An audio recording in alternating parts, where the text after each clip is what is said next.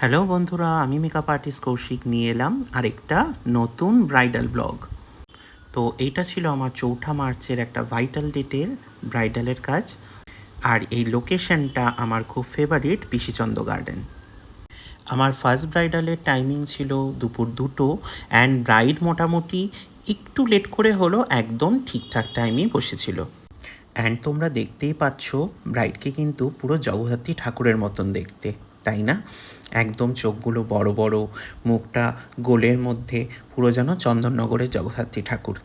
আমার খুব ইচ্ছা ছিল ব্রাইডের উপর একটু গালে কলকা করা, কিন্তু ব্রাইড সেটা আমাকে একদমই অ্যালাউ করেনি, তাই জন্য গালে কলকাটা আর করা হয়নি। বাট যাই হোক, এন্ডে কিন্তু ব্রাইডকে খুব সুন্দর লাগছিল, তাই না? তোমরাই আমাকে রিভিউ দিও ব্রাইডকে কেমন লাগছে।